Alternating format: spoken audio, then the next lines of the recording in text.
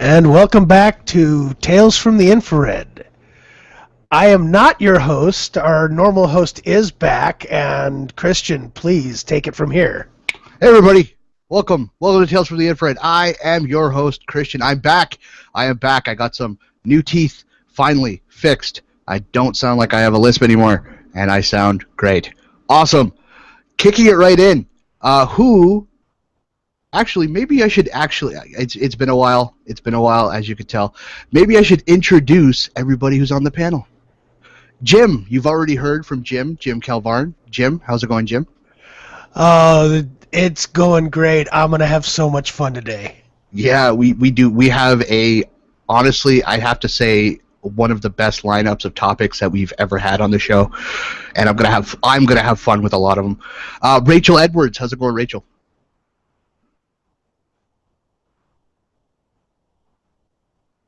With the mute button.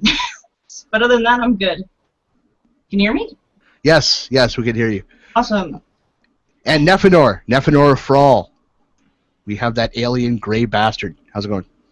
We come for your daughter, Chuck.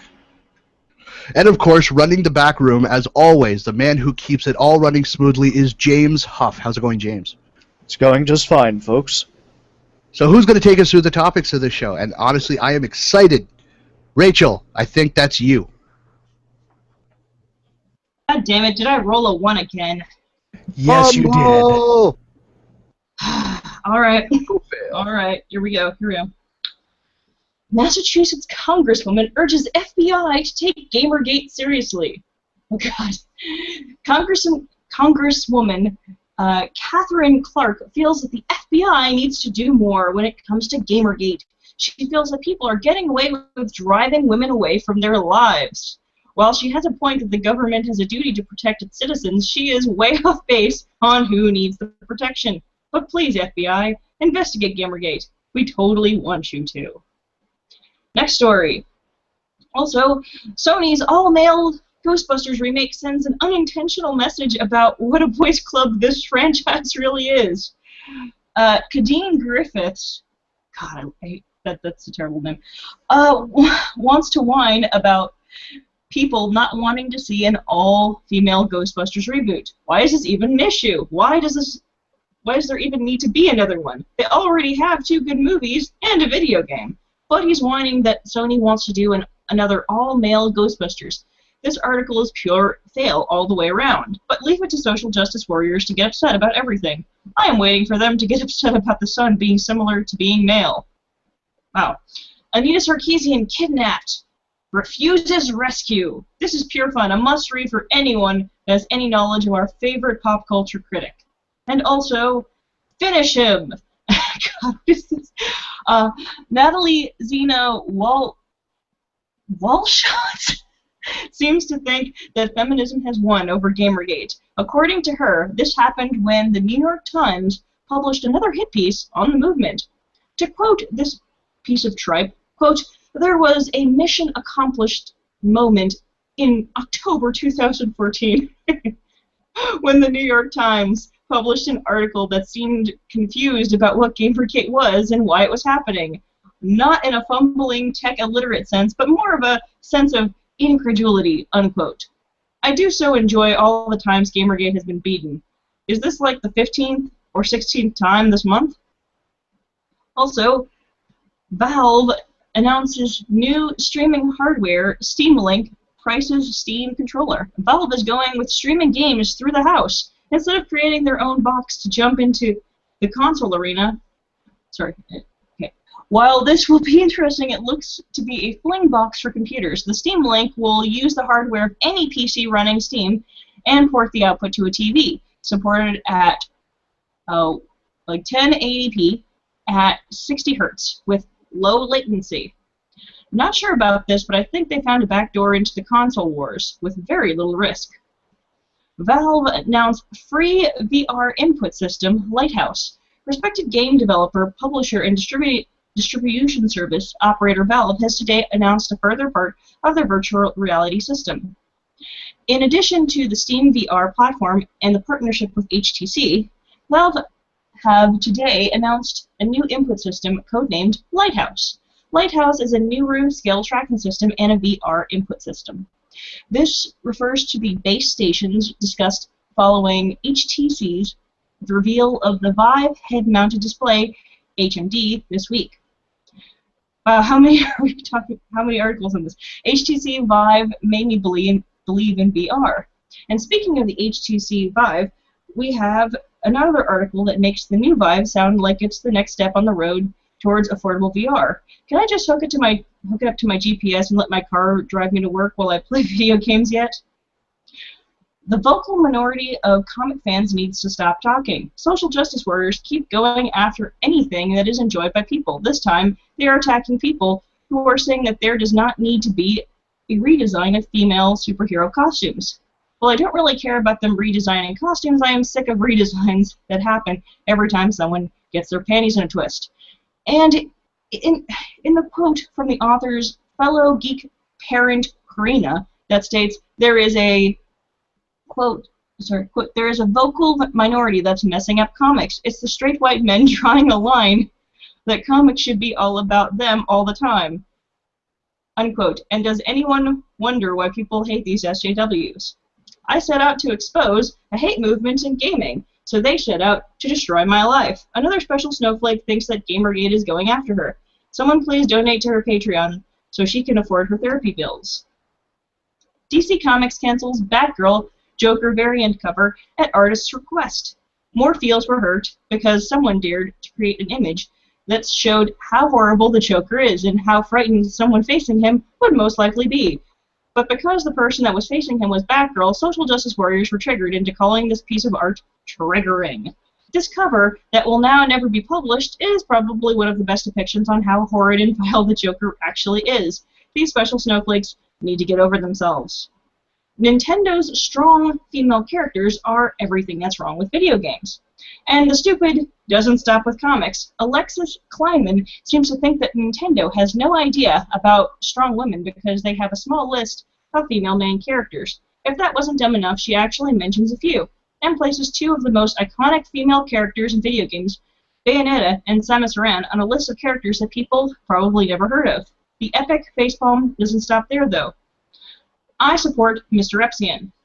Apparently, the FBI has come to talk to Mr. Repzion because someone has made a threat that was signed with his name. He, of course, cooperated with the FBI, and hopefully the person that impersonated him will be caught and charged for their crimes.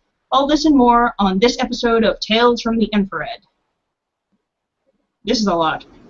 Yes, it is, and honestly, I have no idea where to start. Let's start with Repzion. Repzion, you want to start with Repzion? Yeah, that should be a fairly short topic. Yeah, so Mr. Repzion, if you don't know who he is, he's a YouTuber with like, what was it, like 2.5 million subscribers now? Let's just say probably like 10 times the amount we have. Yeah. So he's pretty well known, and he's well known for his videos on skepticism, atheism versus creationism, but he also talked a little bit about gaming and Gamergate as well. And apparently, Anita, I think it was Anita, or was it Wu? It was Anita. It was Anita. Anita contacted the FBI, and apparently she received a death threat that was signed with Mr. Repzion's real name, his actual name. It was a tweet, I believe, that was under Mr. Repzion's real name, although the Twitter handle, Gamergate. Yeah, and hashtag Gamergate. But the handle was not Mr. Repzion's handle. The @ like mine is like @toyd. That's my Twitter. So it was not Mr. Repzion's actual Twitter account that sent it. And so the FBI showed up at his house, and Mr. Repzion put up a video on his channel. You can go watch it, talking about how the FBI showed up, and they wanted to talk to him about this supposed threat that he knew nothing about. This is the first he's heard about it. Somebody else sent a threat in his name. Well, I can step in. Sorry, I thought you were saying someone else took over. Sorry. Well, I mean, I watched through the video, and this is a very unassuming guy. He seems like one of the nicest people you'd ever want to meet, and I've watched a lot of his videos when it comes to gaming and others and comic books, and he pretty much says what a lot of us here on Tales from the Infrared think, which is, a lot of this stuff is bullshit. A lot of social justice warrior thinking that, is way off base. But I mean, I don't think anybody would even consider this guy as someone who would present any type of threat to anybody. And to have somebody obviously impersonating him sending threats to Anita, A, doesn't know who this guy is, at least not personally, and B, is doing it to discredit something, be it him or Gamergate, which, in my opinion, is probably both. Why are they doing this? My thoughts on that are they're doing it to give her more attention, give more ammunition to these social justice warriors, saying, protect her when she hasn't done anything of note and is often just stupid. I mean, most of her thoughts are stupid. I think this actually signifies I think this is actually the first time Anita has ever forwarded a threat that she's received to the FBI herself, rather than tweet about it with a link to her fucking Patreon or her donation box, and hoping that somebody else will report it to the FBI. But, I mean, it's not really that hard to take a look at the Twitter handle, not just the screen name, but the Twitter handle, and notice, okay, this is not actually him. This is somebody impersonating him. And I think that speaks to the idea that there are those on the anti-Gamergate side who are perpetuating these threats in order to try and discredit Gamergate. Because this is obviously not a Gamergater who sent this threat. Yeah, absolutely. I would agree. And the thing about it is I think it's either anti-Gamergate or third-party troll, because these people, they kind of get off on this stuff. And I mean, the thing about it is you think about it, and the more I think about it, the more I think about the fact that it's got to be somebody who is one of Anita's fans, because a lot of these folks, they constantly talk about the atheist, skeptic crowd that has a tendency to quote-unquote harass her, and they know almost nothing about them whatsoever. So I think it's fair to assume that we'll probably be seeing other people get visits from the FBI pretty soon, people who she personally thinks are responsible for harassing her and bringing a hate mob to her or whatever. Well, I don't know about that, because the congresswoman, Catherine, what's her face, Catherine Clark, she's telling the FBI they need to do more when it comes to Gamergate. And I believe Nephenor found something that says Gamergate's no threat. Actually, to be precise, in her op-ed on The Hill, Catherine Clark said, let me scroll down here, after speaking with the FBI, other law enforcement agencies, and women who've experienced these threats firsthand, it's clear that nothing is going to change until we stop thinking about these crimes as harmless hoaxes and recognize the chilling effect these crimes have on women and the economy. In other words, don't think about these things as they really are. Think about them as we want you to think about them. No, they're going further than that. What she just said there, coming out of the mouth of a legislator, is that we need to make more laws to shut these people up. Pretty much, yeah. to paraphrase Dara O'Brien, one of my favorite comedians of all time,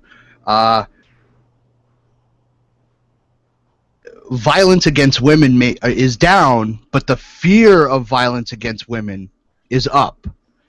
But I mean, the fear of zombies could be at an all-time high. It doesn't mean we have to make laws to protect ourselves from zombies. Yeah, we do. We always need to protect against zombies.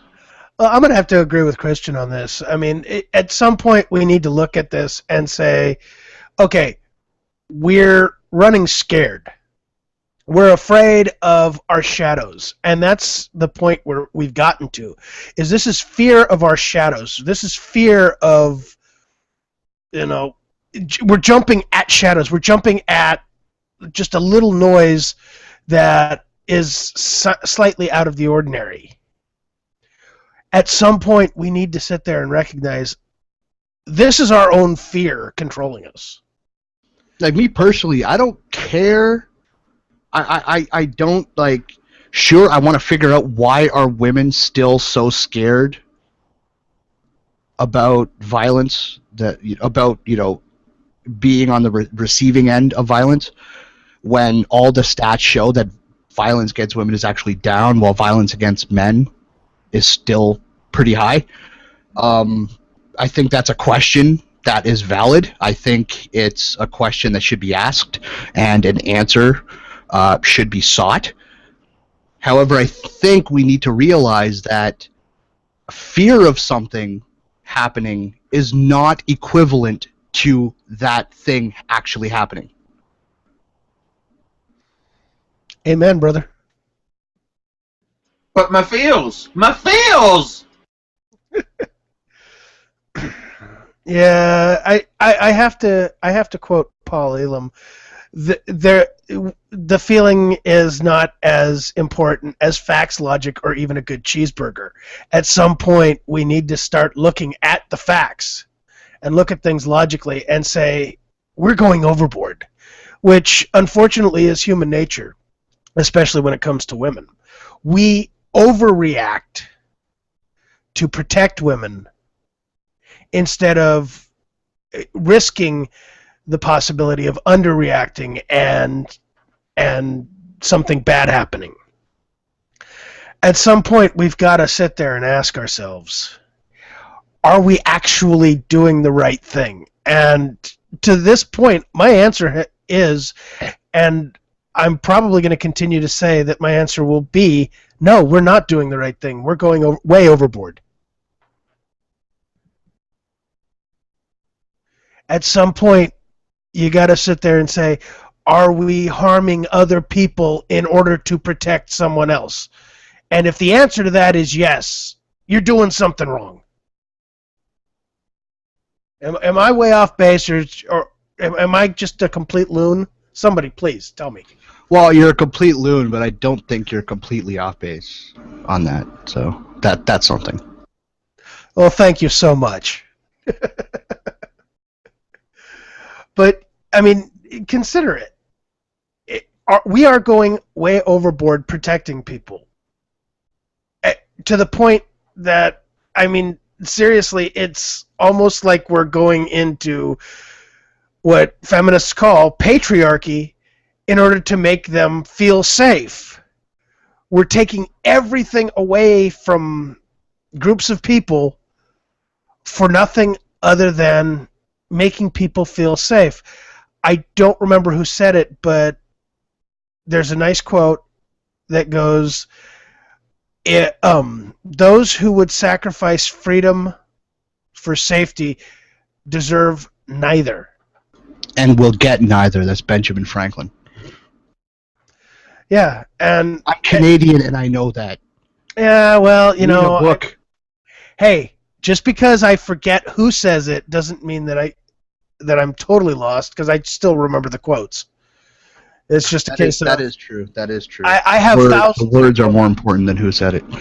Generally. I have thousands of quotes that run through my head. I just can't always remember who says it. So, but, I mean, seriously, please, FBI, investigate us. Investigate Gamergate. I dare you. I want to see them investigate this. I want to see them investigate these threats, and I want to finally be vindicated to see that the vast majority of these threats aren't coming from Gamergaters. They're coming from the aggros. Or just generally trolls who want to stir shit up for the lulz. Yep. Well, I'll be honest with you. My thoughts are it's most likely the trolls stirring shit up.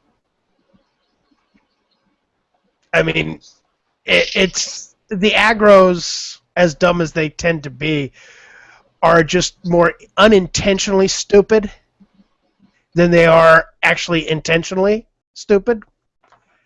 Though, I mean, there is some question with some of Anita's previous threats where the time frame is just too obvious. I forgot the name of the guy that was used, but the one where it was like 10 tweets in a couple of minutes and she was signed out. Kevin Dobbs. Yes, the Kevin Dobbs tweets. I mean, it's just a little bit too obvious that that's not her. That's not someone real. Yeah, did they ever catch that dude? Of course not. No, it was somebody, and I mean it may have been Anita herself or one of Anita's supporters, or it just might have been a random troll that had nothing to do with Anita or her staff or Macintosh, whatever. The thing about it is that it was somebody who started the account who already had those tweets pre-planned, typed them up in WordPad or Notepad or something, already had them pre-planned, and just copied and pasted them one after the other, and then once that was done, closed the account. Well, it's not only that. The screenshot is shown from someone who signed out. Yeah, which is that is actually what was sort of weird to me. It's that it was on a tablet. The screenshot was taken from a tablet. B, they were signed out. Whoever Anita, when she took the screenshot, for some reason signed out. What was? Well, seeing it as it's a tablet, that actually seems to point more towards a woman, because I mean, I'm not going to say that men don't use tablets, but I mean, I think of all the things that they would use tablets for, probably Twitter would not be one of them. Not when you can use your phone or your computer. I don't know. Tablet just seems more of a device that, it's kind of computer-like. Well, I'll say this. It seems that more tablet users might be women. I could be wrong. I'll have to research that. But I would guess. If I'm going to use a tablet, I'm more than likely going to use it to actually do some heavy reading, things like ebooks or comics. Like, I'll actually load up a digital comic into like a comic viewer app and actually read a comic. But for Twitter, I personally prefer my phone because it's smaller. It's easier to type on a smartphone, or even on a PC with a physical keyboard. It's easier to type than on a tablet. I mean, the soft keypad on a tablet, pretty damn big, even on the smaller tablets. Very awkward to try and type. Fair enough. Yeah, but it's just the choice of that. Being on a tablet is kind of a little. Yeah. All right. So, since we're talking about Anita, I was going to say moving on, but since we're talking about Anita Sarkeesian was kidnapped and she refuses rescue. This was funny. I mean, I had a laugh, and it's kind of short, so I kind of want to read it out. Go for it. On air. Let me just load it up here. Anita Sarkeesian kidnapped, refuses rescue. This is written by some guy named Tony, and it's posted over at Video Games Made Me Do It. A link, you can actually find a link in the description of the Hangout. Earlier this morning, Anita Sarkeesian was kidnapped from her home by a group of unidentified men who claimed to work under the Gamergate movement. While negotiations were being discussed, Sarkeesian said that she refused to be used as another damsel in distress and would sue any government official that tried to rescue her. For those who are not aware, Sarkeesian is a well-known feminist who has recently focused her attention towards the sexist acts that are engraved into gamer culture while ignoring other negative stereotypes running rampant in games like racism and gender roles for both men and women. I know where this is going, and let me be clear by telling the world that I will not be used as another example of oppression on women. We see this cliche all the time, and quite frankly, the females of this world are getting sick and tired of being used as objects to stroke the male ego, she stated over video chat with a gun pointed at her head. A hostage negotiator called the captors to discuss their demands and to make sure Sarkeesian was still alive.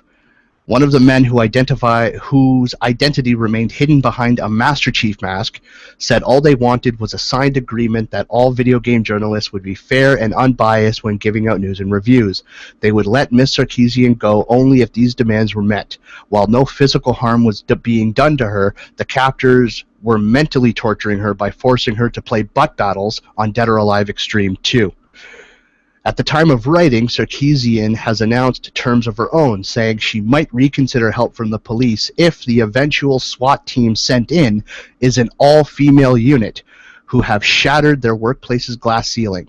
If you could show me with certainty that these female officers make at least as much, if not more, as their male counterparts, I will agree to be released safely and without further harm. That's funny. That's funny. I don't care who you are. That's funny. Oh, God. I don't know what to say to that other than whoever wrote that, just the sarcasm is so dripping, it's hilarious. And as soon as I read that, I was laughing so damn hard. I think I laughed for a good couple of minutes after reading that. Wow. Don't hurt yourself there. Oh, man. That's just funny. That's funny. It's hilarious. Oh, man, that is... Oh, God. But yeah, that's the thing, though. Anita, but that's the thing. The real Anita would never, ever do that, though. She'd be like, "Oh my God, save me!" Save me, I think Mario. like based on like everything that she's done so far, whenever she's nothing received, like that would ever happen. Whatever she's received a threat of anything, I mean, she always gets like a police escort, and you can see the duper's delight on her face too. Here's the thing. I would say that if she actually did get kidnapped, you know she'd be on Twitter right now. Am kidnapped. Please support my Patreon. Oh, God. Well, there's not really much to discuss about this. I mean, it's just a fun, lighthearted story. Satirical, obviously. These events did not happen. It's not real. Of course not. It's not real. Pay no attention to the man behind the curtain, people. So I mean, I kind of wish that there would be sort of a V for Vendetta kind of deal, though, where she would just, think that she's been kidnapped, and instead it was like just Jonathan McIntosh all along. And she's just like, "You crazy son of a bitch!" I'm leaving. I don't know. So much we can say about this, and so much fun we can make out of it. I don't know. There's only so much you can do with it, but it's still fun, and it's still worth the laugh. And I hope it brightens everybody's day up, in my opinion. Shall we move on? Yeah, let's move on to another topic. Let's talk about Sony's all-male Ghostbusters and Katie Griffith's article on Puzzle.com about it. Oh, God, here it comes. The names this week, I swear to God. I mean, well, apparently, and like, this is what Kadeen had to say, and I'm just going to read off. Like, this is in the very first paragraph, the third sentence of her article, and you could find a link to that as well in the description.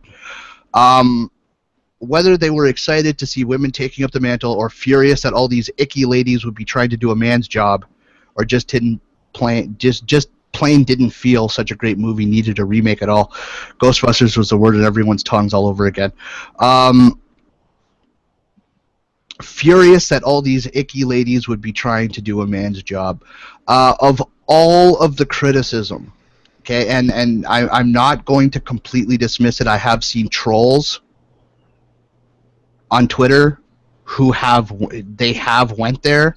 However, all of the genuine criticism for having an all-female cast has nothing to do with that. It's not about, you know, it's not about misogynist men who are furious that icky women would be trying to do a man's job. It has nothing to do with that at all. It's the fact that the writers who are working on an all-female Ghostbusters, when they made the announcement, it's either they didn't release enough details or they're making it very clear that they have no idea what made the original movies so fun to watch to begin with. And the fact of the matter is, the original movies they have a lot of self-deprecating humor. It's almost like a British-style humor, almost in a sense. It's completely removed from your traditional American humor.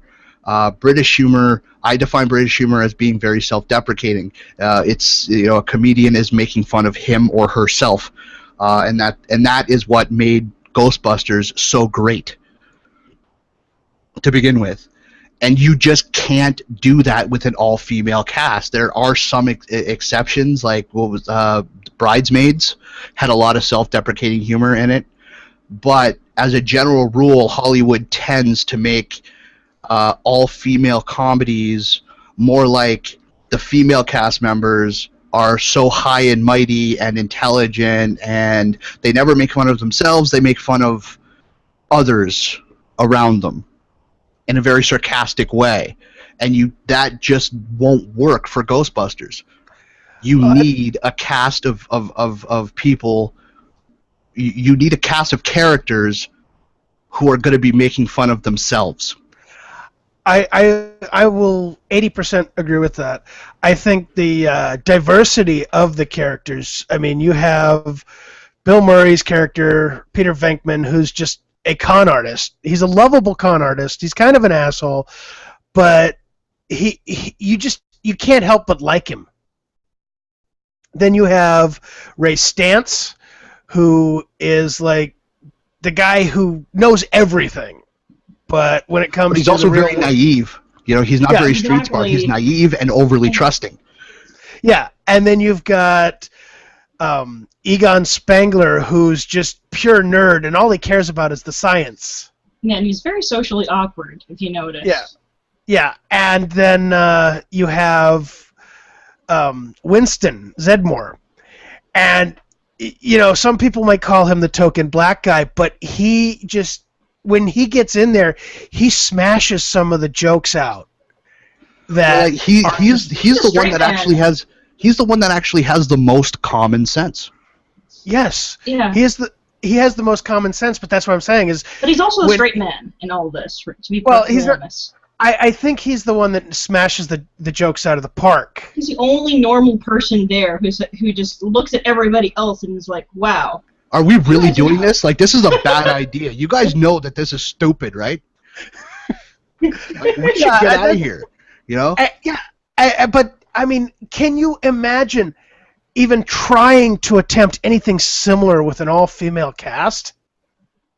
Oh, God. Well, a lot of the humor comes in because you have these people who are traditionally academics, and then, well, I don't know, I think with the exception of Bill Murray's character, and so they're all there. They were previously at LAM. I think they all lost funding, and then suddenly they're all like, you know what? Let's just go fucking do ghost hunting for full time, and they end up being like glorified exterminators. So it's kind of, it's the humor that comes from people who were, you know, in a lab and had all this funding and stuff, suddenly having to be in a very dirty job, getting like shower with ectoplasm and fucking up half the time.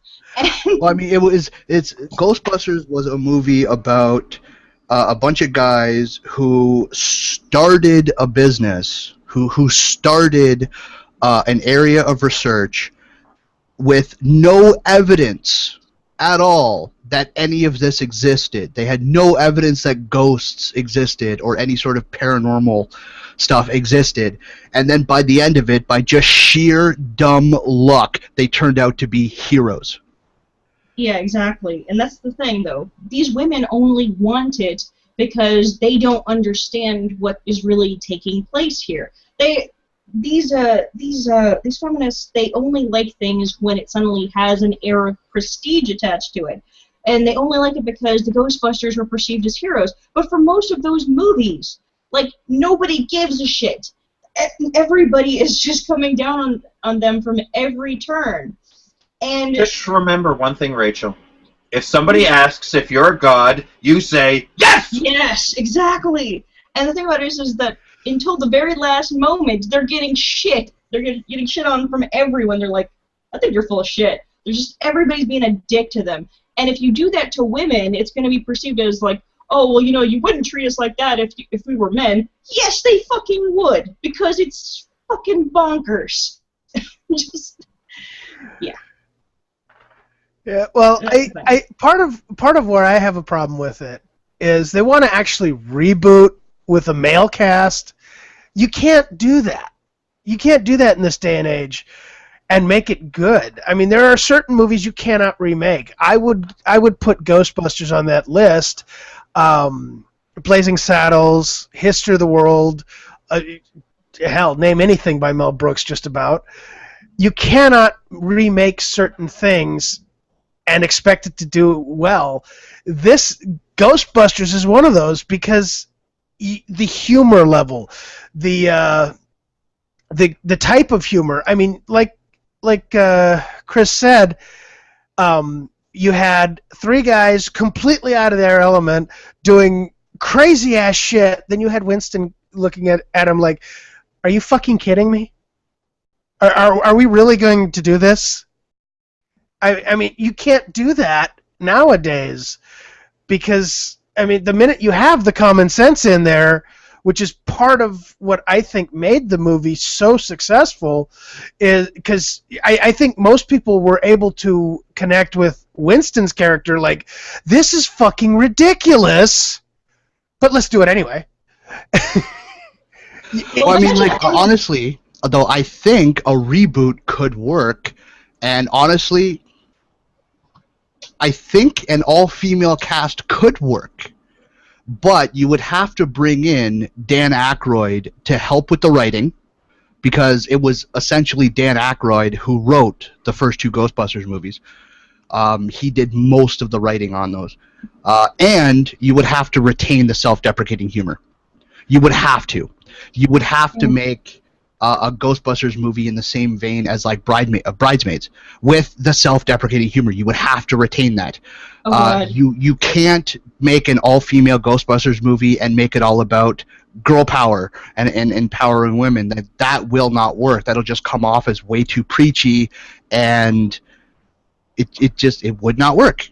I think you would also have to have that one character who's just like, how are we doing this? This is insane. Why are we doing this?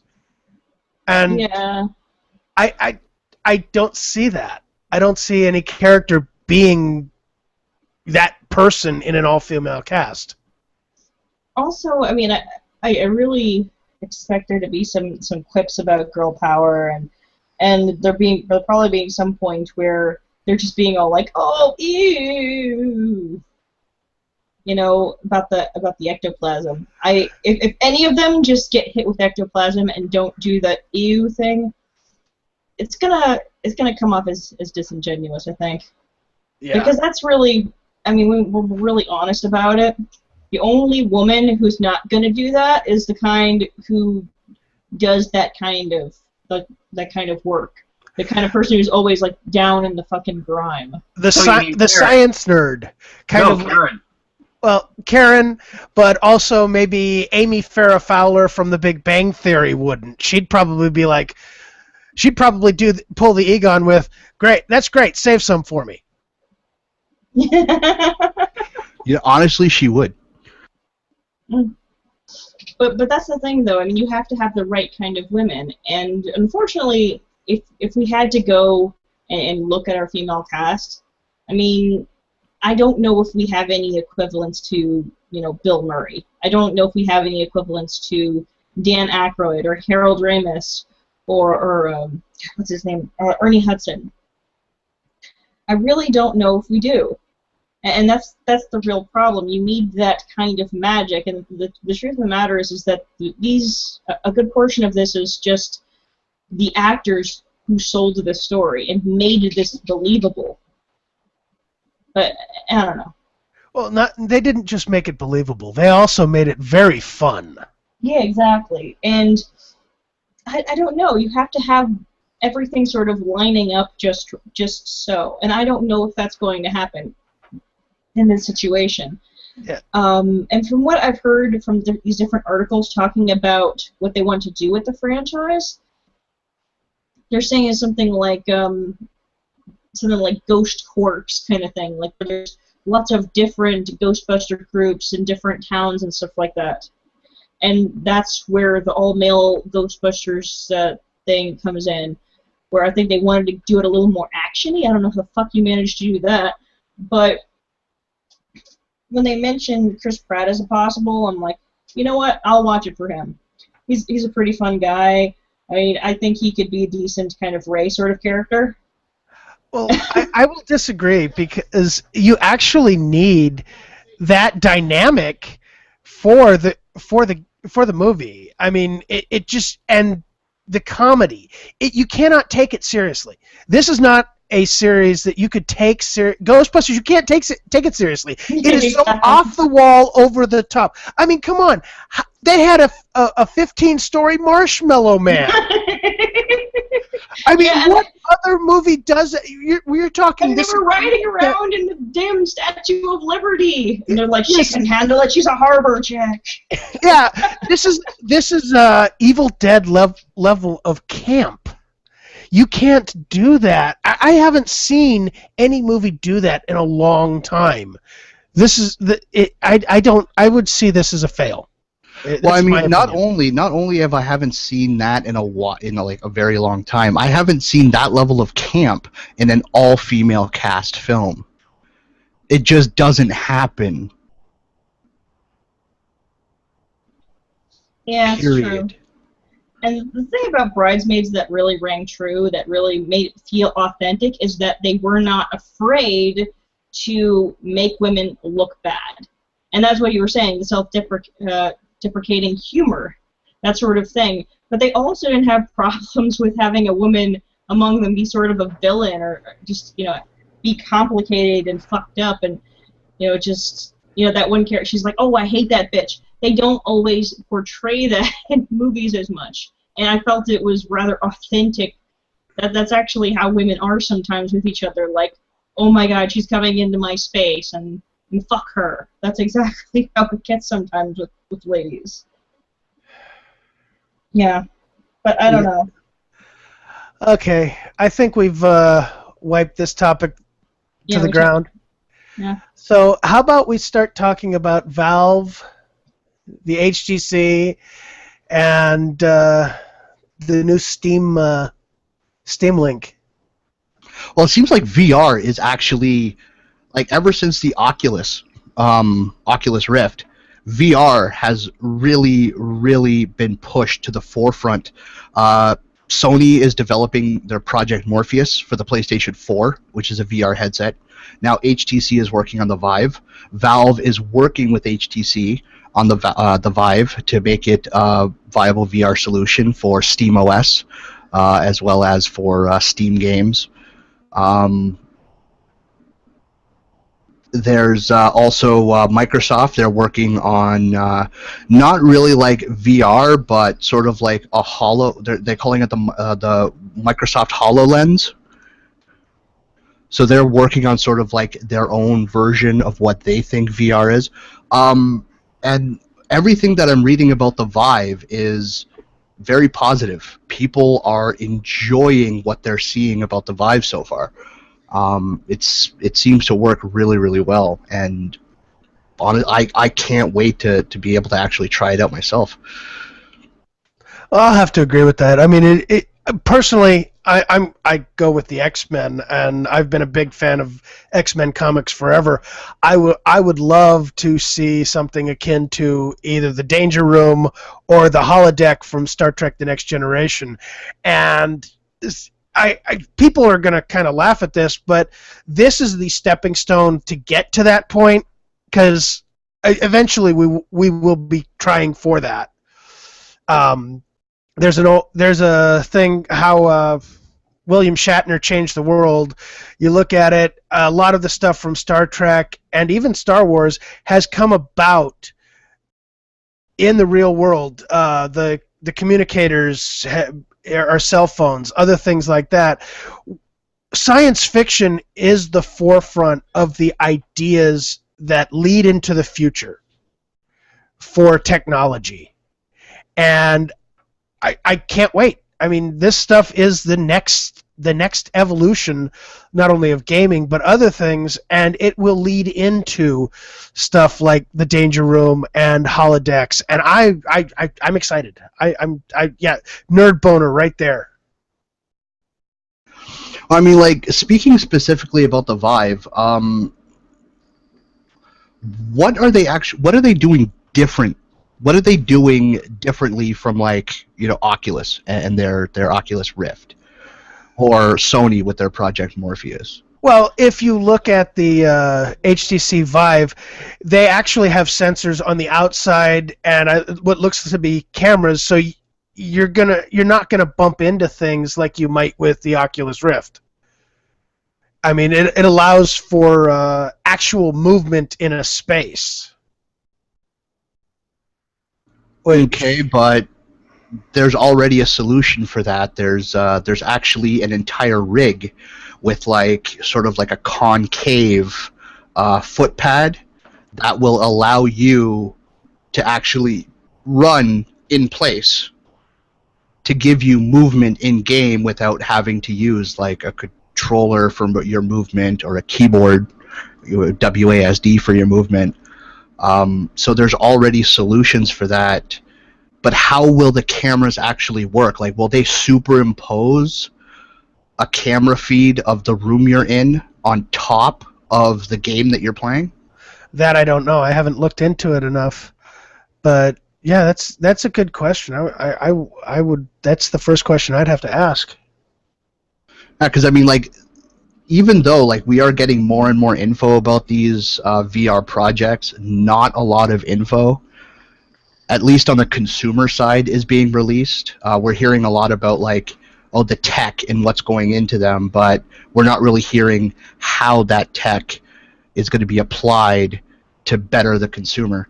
Well, one thing I want to bring up, and this is something I saw in Gamergate, and it goes back to Metal Gear Solid 2. At some point, this is going to be used to train soldiers. I see this. You can see this coming. Hideo Kojima thought it up way back. Of course, he also thought up the social justice warriors too, but that's a totally different thing. And imagine putting soldiers into these types of simulations.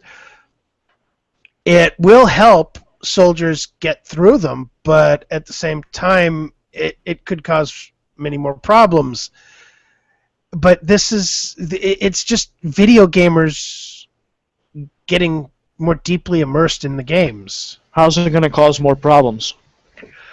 Oh, soldiers on the battlefield learn from their mistakes, from losing their friends, losing or getting wounded.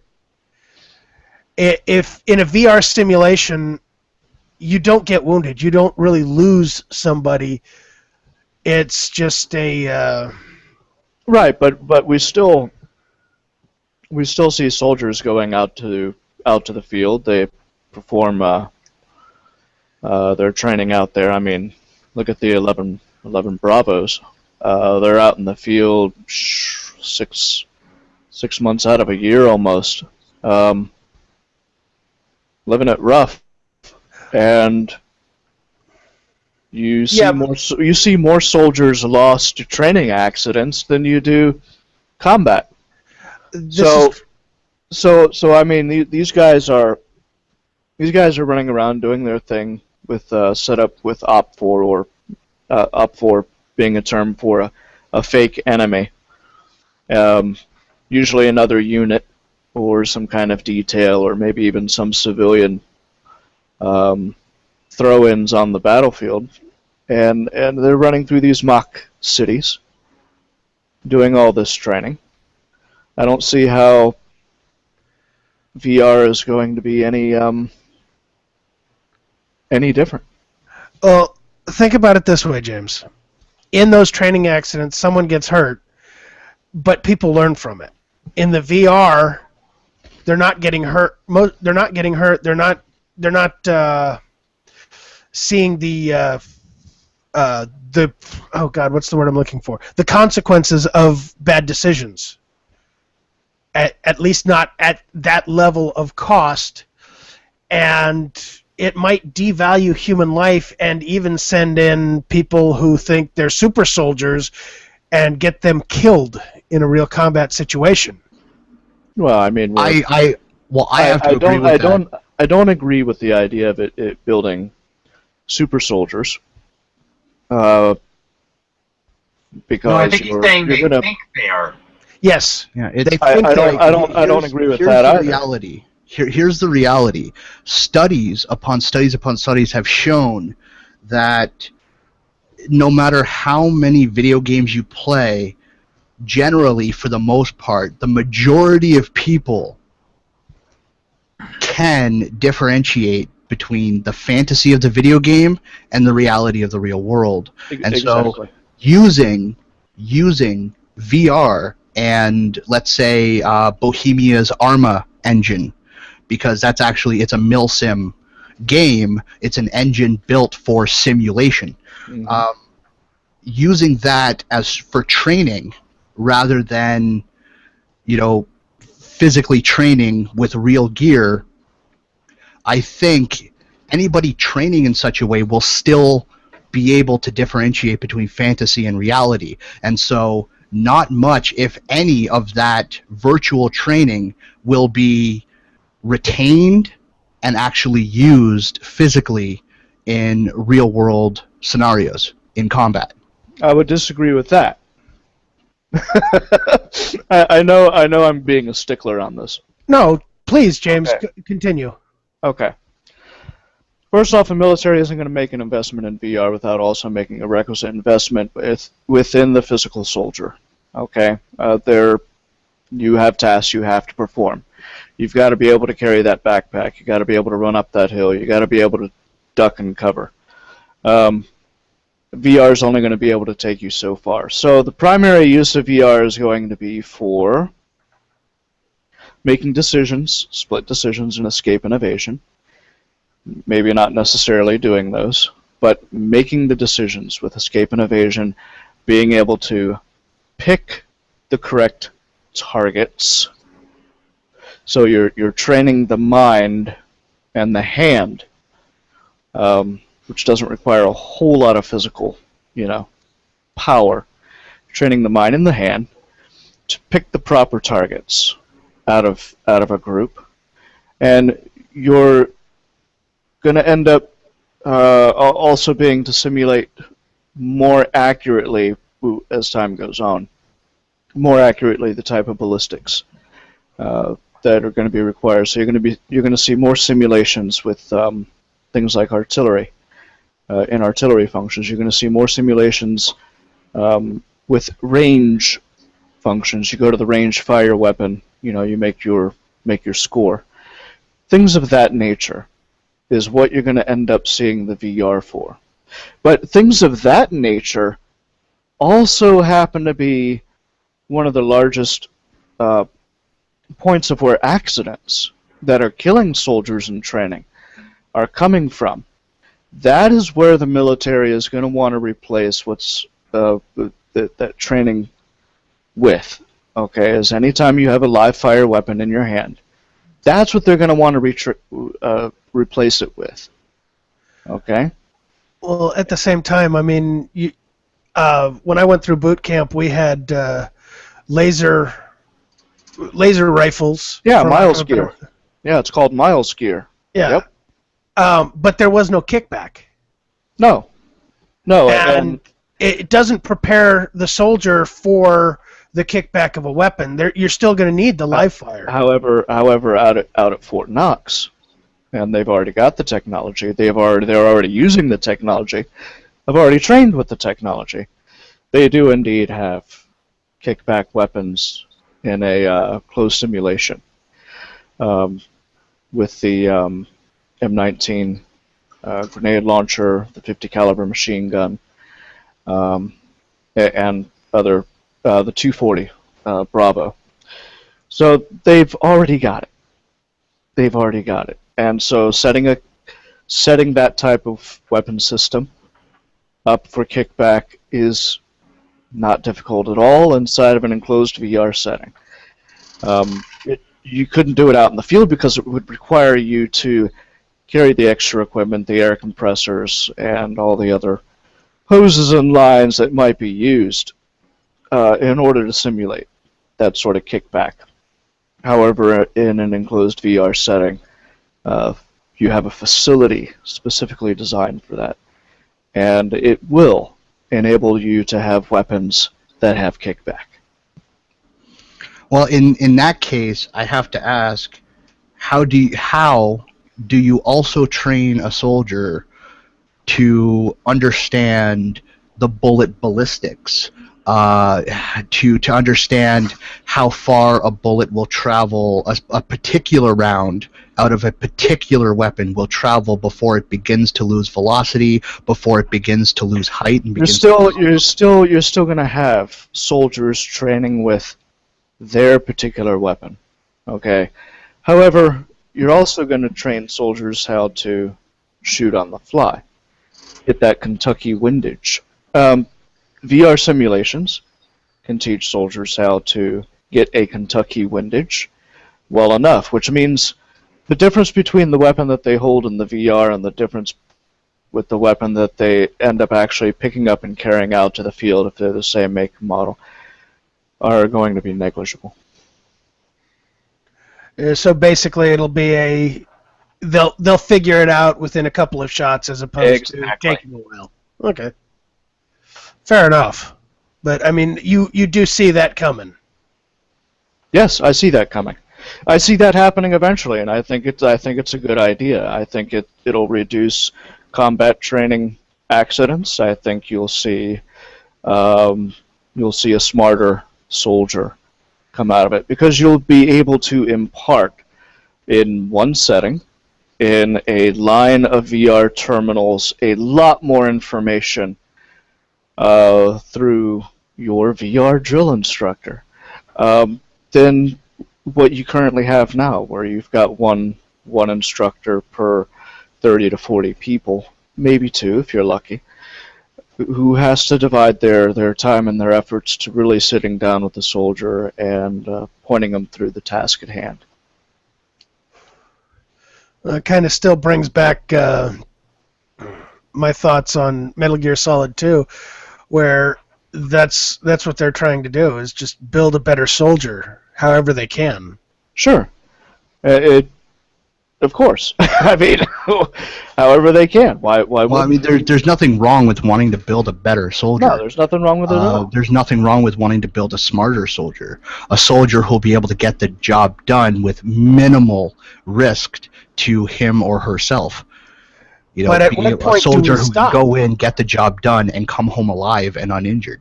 Yeah, right. I fully agree with that. But again, going with science fiction and going with Metal Gear, at what point do we stop?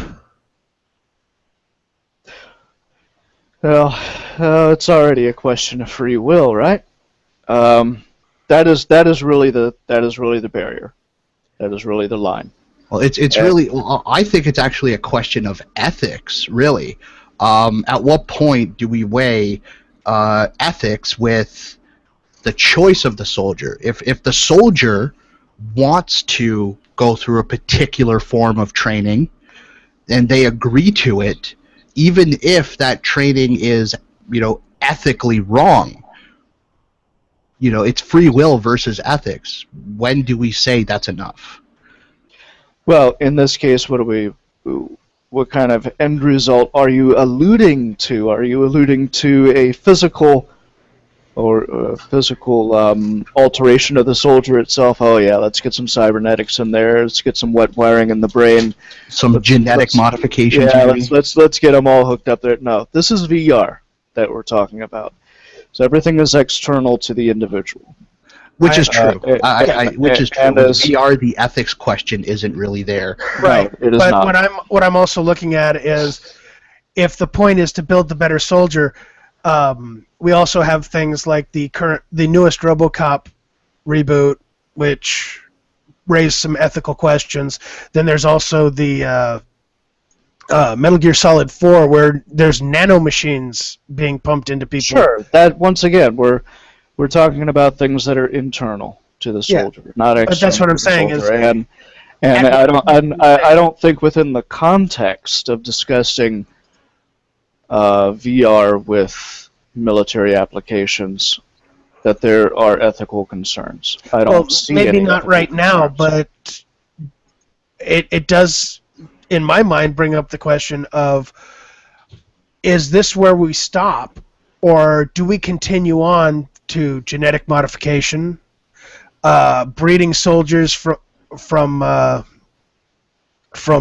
birth to just be soldiers? Well, that's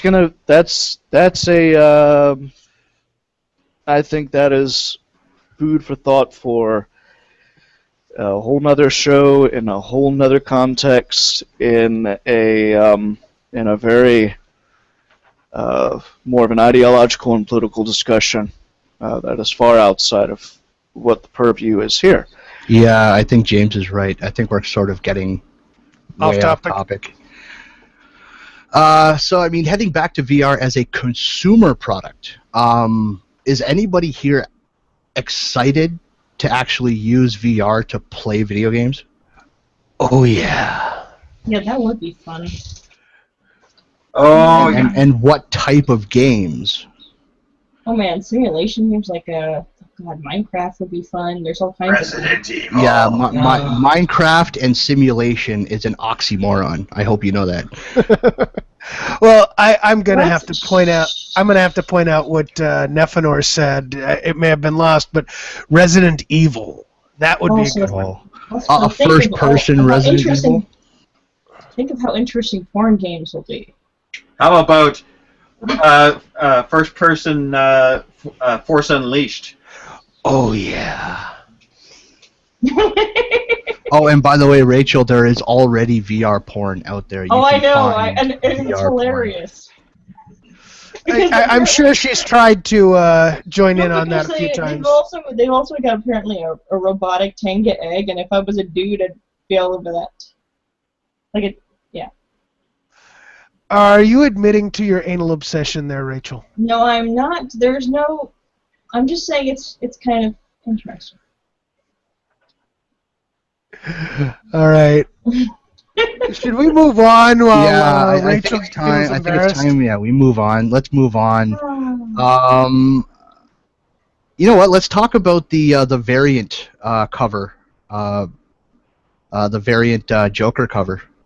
I personally prefer the variant of the variants that have been coming around. Oh yeah, those have been really fun. Like they had Superman being held by Doomsday, and he's doing the line across his face. There's one that where they had the artist with a censored sticker over his mouth and social justice warriors holding him hostage. Wow, that's. Well, I mean, Jim, you are our resident DC Comics expert. So what exactly happened there? What exactly happened? Well, the artist actually created the cover, and DC set it out and let people see it beforehand. And this harkens back to The Killing Joke, which is a 1980s comic where the Joker actually put Barbara Gordon into a wheelchair, which set off her career as Oracle. This is quite literally one of the most iconic storylines in the Batman mythos that he's hearkening back to. And a lot of people were getting upset because, you know, he shot her in the stomach, which shattered her spine, put her in a wheelchair, and they even say it alluded to them raping her while she was bleeding, which is funny because Commissioner Gordon was right behind her. But everybody got up in arms because it's violence against women. I mean, the Joker doesn't care what sex you are. The Joker doesn't care what your skin color is. He will shoot you in the face, drop the gun, and say, "I give up." So what you're saying is the Joker is less racist and less sexist than social justice warriors. He doesn't care. There is no racism or sexism in him. He only cares about killing people for the joke. Whatever that joke is. All he cares about is the joke. He would probably go out there and kill 100 women just for the joke. Just to put the joke on society because it's there. He doesn't care.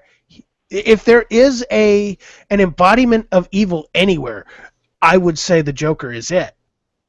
It's all about the joke. Mm-hmm. I just think this whole thing is really dumb, though, because it's all because, oh, somebody was triggered. Like, the kind of people who are triggered from this are usually not the kind of people who read these comics. Right? Let's just face facts. That's just yeah, not that's true.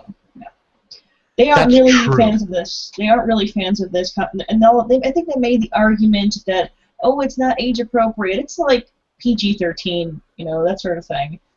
You know, I mean, I don't even see it as PG-13. I mean, this is a watered down version of something the Joker would do. I mean, he's painting a smile on her face because she's terrified.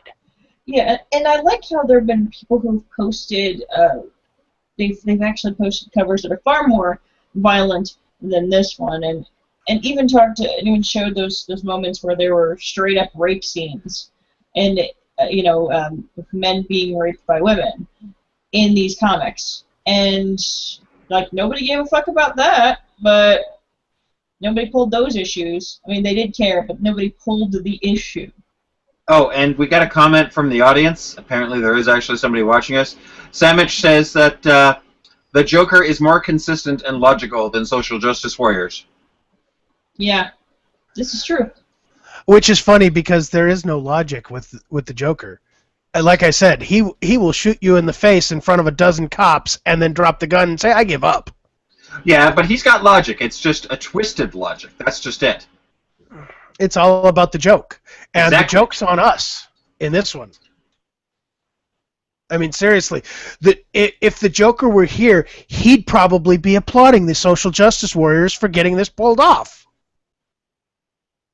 What does that say about your logic when someone like the Joker would be saying, "Bravo! Bravo! Wonderful! Well done!" I have only 3 words to say. Je suis Charlie. Well, I mean, I think Rachel actually hit it on the head. The very people who are quote-unquote triggered by this and are complaining about this variant cover are not the people who will buy this comic anyways. Regardless of what the cover, regardless of what was on the cover, they weren't going to buy the comic anyways. Yeah, they probably heard about it on one of these articles on one of these social justice-y kind of like some like pseudo-nerdy websites or whatever, like talking about it, like, "Oh my gosh, we're totally triggered by this cover," and then some other women who just happened to be there found out about it, and that's how it always starts. It's always just somebody gets a hair up their ass, and then they have to start a whole big ruckus, and they're like, "You have to pull this because we're triggered. You have to do it." Rachel, I'm triggered. At what point do we call this censorship? because the comic books is an art medium. Yeah.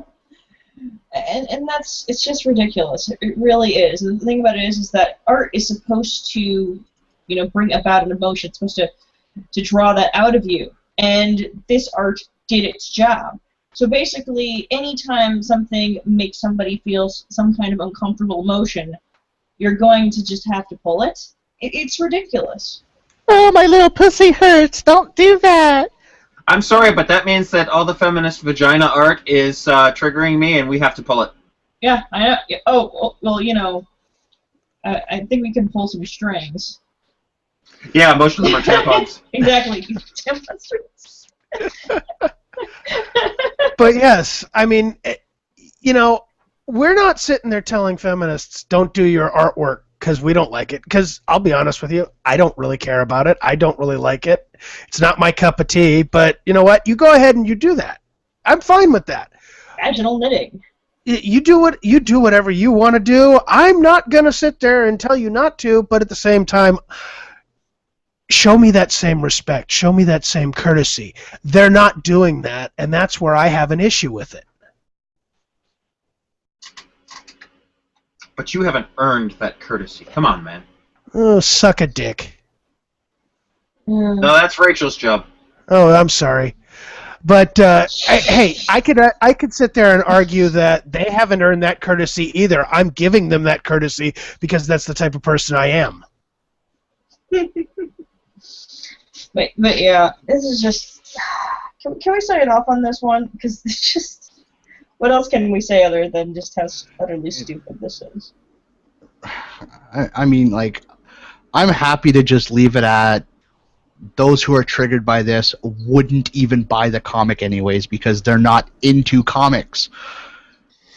They don't read comics. Maybe they read Archie or they read, feminist comics, but they're not into Batman comics or Superman comics or Flash comics. And the only reason they're into Archie comics is because the former head of that was a sexist bitch. Archie and Jughead were lovers. Thor, right? They're more into the stick up their ass than comics. Well, speaking of comics, as a nice social justice warrior is saying, the vocal minority of comic fans need to stop talking. Now, I would say that this is the fucking Wait. So who said this? Who said this? Give me a second. second. Our show notes, isn't it? Yeah, it's in our show notes. I'm pulling it up right now. The minority, really. Mordecai Luchins. Yes, Mordecai Luchins is saying that the vocal minority of comic fans need to stop talking. The problem with it is aren't the social justice warriors the vocal minority? Yes, they are. They are, but they don't want to admit that. Why is it that all these social justice folks just have these? Well, I'm sorry, but aren't we the people who have been buying comics for years, decades in some cases? The majority? Well, not according to them. The people who have actually built the comics industry to what it is, to the point that we now have movies based on these characters who have been popular for decades. We're the vocal minority.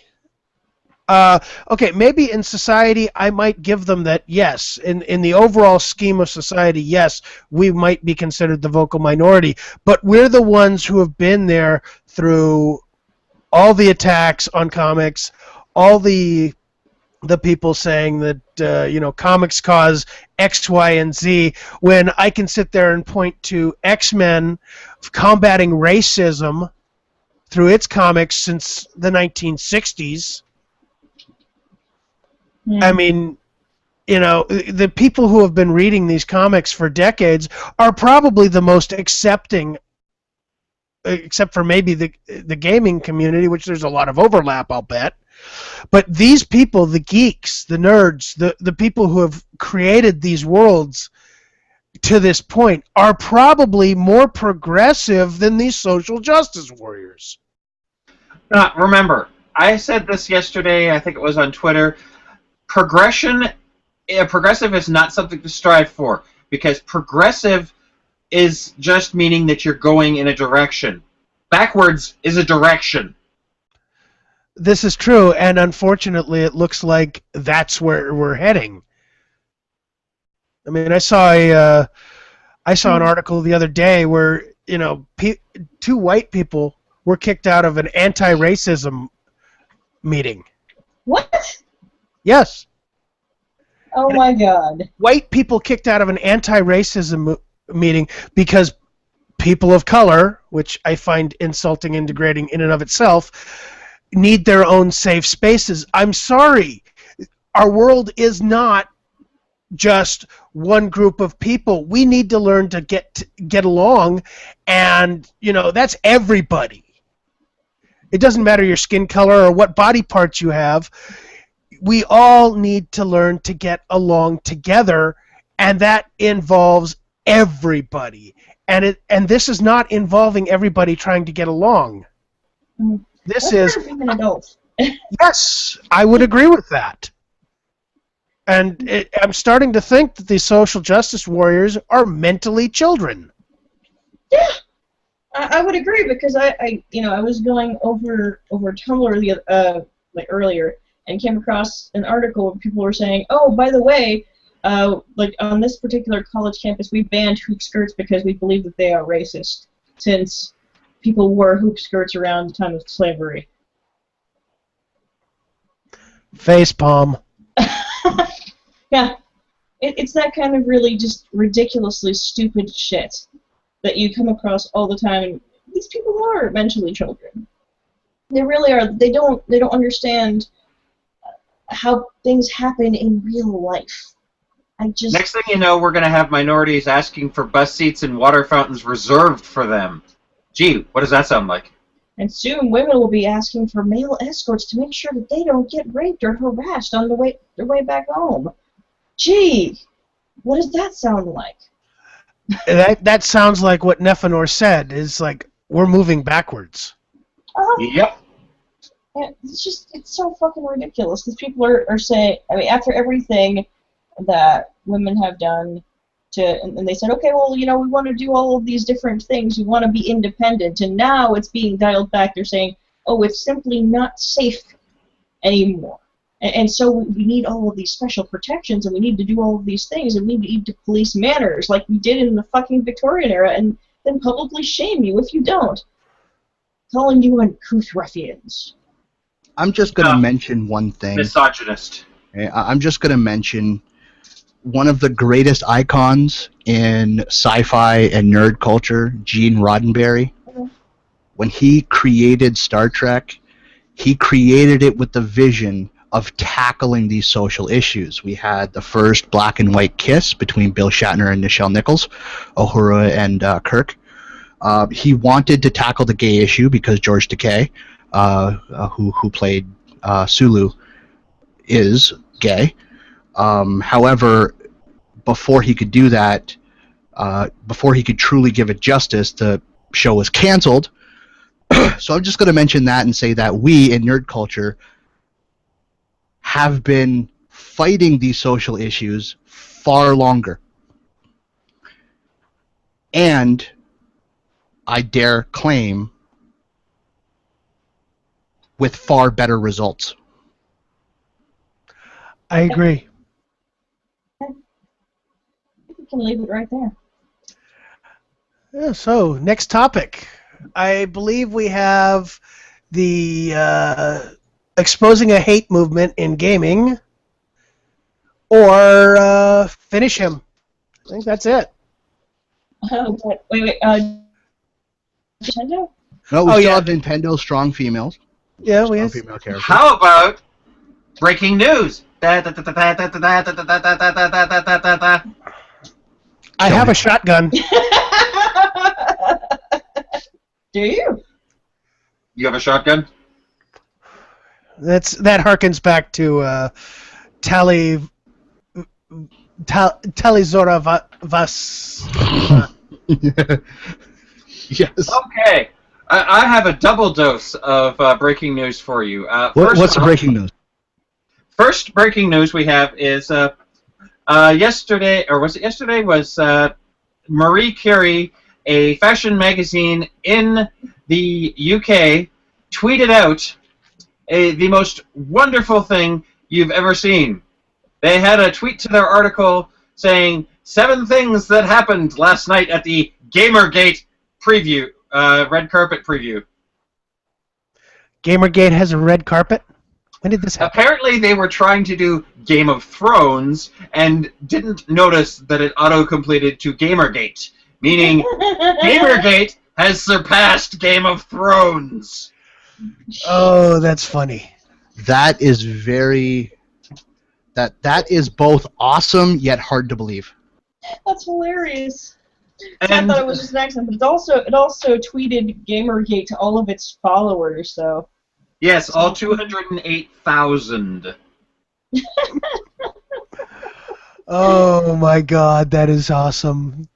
And then John Scalzi, which some of you may know, one of the writers for Stargate, or one of the lead people for Stargate Universe, tweeted out, the idea that a block list is defamation is further evidence that, quote, paste eating was the college major of many Gamergaters. To which Will Wheaton responded, ha ha ha, oh God, the idea that any of these people could get into college, ha ha ha. I have a bachelor's degree in electronics engineering, Will. Suck my dick. Actually, I had 2 responses. First one was, as someone who taught STEM field in college and a graduate of STEM field myself, I can tell Will Wheaton one thing. Shut up, Wesley! And the other thing I said was, let's see. So, Will, after your 5 years in acting school, did you get a degree in getting your shows canceled, or is that just natural talent? Oh! Ouch. That's... Shots yeah, fired. Apply cold water to burned area. No, that wasn't shots fired, Christian. That was boom headshot. Yes, it was. He said, apply cold water to burned area. Well, I just have to mention Christina Hoff Sommers, who is pro Gamergate. Mm-hmm. And a feminist, by the way. Or we can look at Professor F, who is a college professor who is pro Gamergate. Or Dr. Phil Mason, who is also pro Gamergate. You mean Thunderfoot? Yes, Thunderfoot. Ah, yes, good old Thunderfoot. Of course, Yeah. he'll be the next one having somebody knock on his door, except they can't be the FBI, considering where he lives. Aren't they going to take a No, he lives in America plane now. over? What? He does? Yes, he does. Yeah, he No lives way, in the he lives in- States. No way. Now he Yes does? way. Like, I I don't he know was- where, but he lives in the States. I know that. Well, then that means the FBI probably will be knocking on his door because he's scared of like, me. oh, God. Anyways, But, moving on with the topic. Actually, moving on, I have some more breaking news that is a little bit more relevant. Oh God.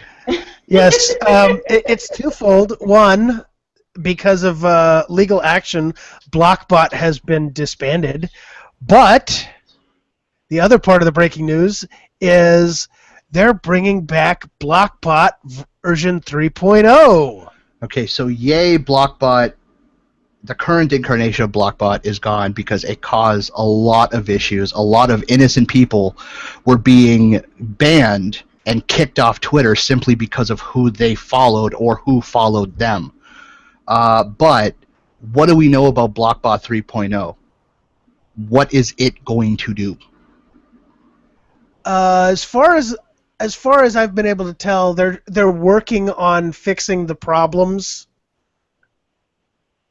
Now, just for those who know, that we are talking the Blockbot, the Atheism Plus Blockbot, not the Gamergate Blockbot. I thought they were the same thing. No, 2 separate Blockbots.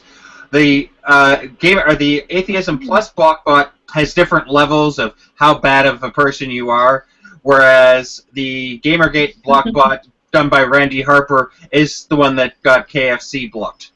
Yeah, well, you know what? Fuck Atheism Plus. I'm going to say this again. Fuck Atheism Plus. Really. Well, this new one is under Collect QT, who has who maintains a Patreon account. And let's see. While subscribing to the Blockbot will remain free to all, this financial investment will allow the service into a more allow the service to transition into a more professional service, better suited to support the health and well-being of subscribers more effectively and flexibly.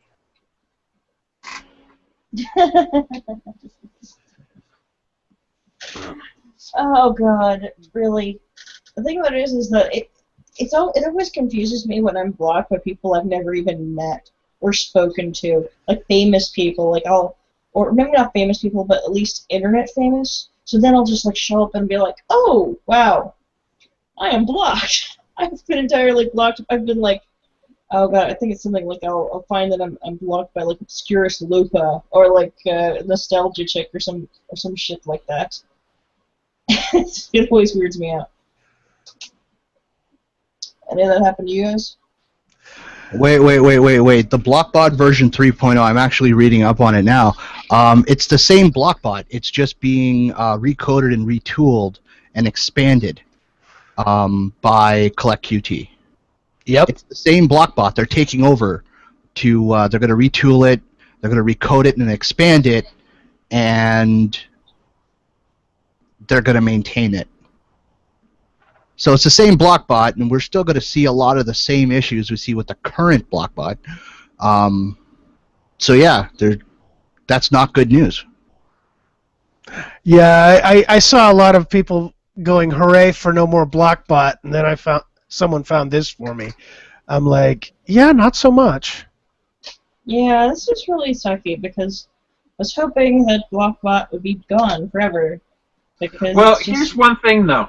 This is something from the Blockbot Reborn thing. It says, currently the Blockbot only supports one blocking team made up of individuals who may disagree and have a variety of blocking philosophies. Really? I thought they had one philosophy and one thing, which was block anyone they disagree with. Yeah, but occasionally they'd block each other. Oh, okay. So in other words, they were occasionally stupid. Now they're going to basically turn it into a better hug box. Gotcha. Pretty much. And now they're going to... Do you want to build a hug box? Come on, I know you can. Rachel. I want to hear them anymore. No singing. Rachel. Stop. Rachel. Did you forget our ban? Did you guys forget our ban on you two singing? Do you want to build a hard box? Doesn't have to be a good one. Enough. Okay, shut up. No, we want the meth lab, Rachel. Come on. Patriarchal oppressor. Get on your knees, woman. And make me a sandwich. Okay, I think it's time to move on. Moving on. Yeah, let's talk about Nintendo. Nintendo's strong females are everything that's wrong with video games. Alexis Kleinman at HuffPo. Yeah, I mean, you can tell just by the way she put in Bayonetta and Samus Aran on that list that she doesn't know what the hell she's talking about. No, she doesn't. She also didn't mention Princess Peach, who, by the way, is actually a strong female character in several of the Mario games, including the American Mario Brothers 2, not like what we got as the Lost Levels in All-Stars on the SNES. That was the actual Mario Brothers 2. The American Mario Brothers 2 was just a reskin of a Japanese game called Doki Doki Panic. But Princess Peach in the American Mario 2 was actually the best character in the game. The best playable character in the game. Yeah, but the issue I have with that is that's only one game. I wouldn't. There's also Mario 3D World. Okay, fair enough. On the Wii U, where she is a playable character, and she has a lot of the same abilities that she did in Mario 2 for the NES.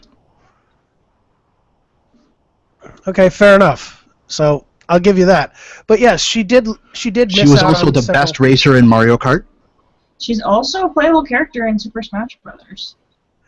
And she's kick-ass in Smash Brothers, by the way. Yeah. Same with Princess Zelda. Yeah, that's the thing though, is they they don't seem to understand that these playable characters, when they are playable, are often the best. I mean, I can't count the number of times I whooped the dog shit out of people in Smash Brothers with Samus. Yeah. Samus, by the way, in Smash Brothers has some of the smoothest running combos in the game. Yeah, I like Zero Suit. All of her moves just meld together so smoothly, and it's hard to counter any combo from Samus Aran. Anyways. Yeah. But that's what I'm saying is it's obvious she doesn't have a fucking clue, just based upon playing video games.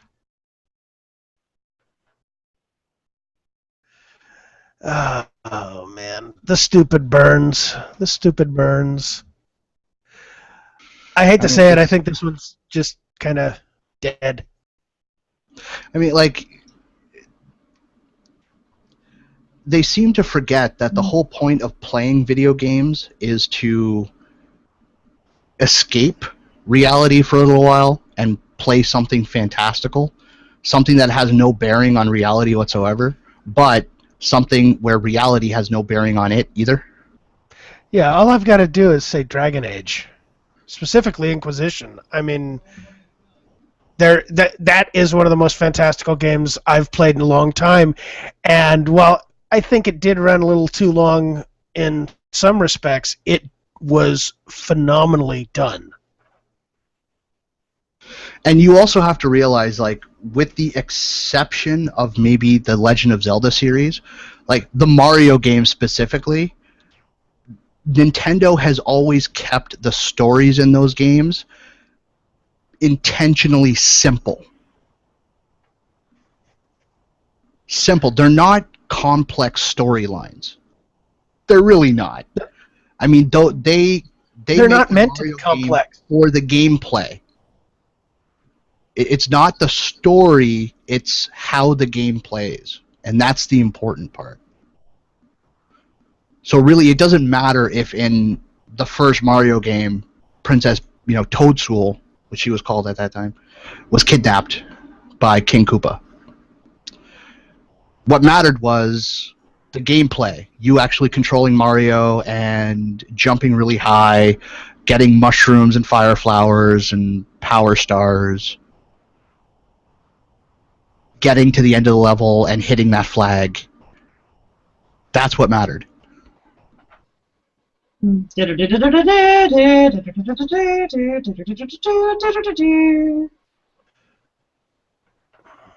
Yeah.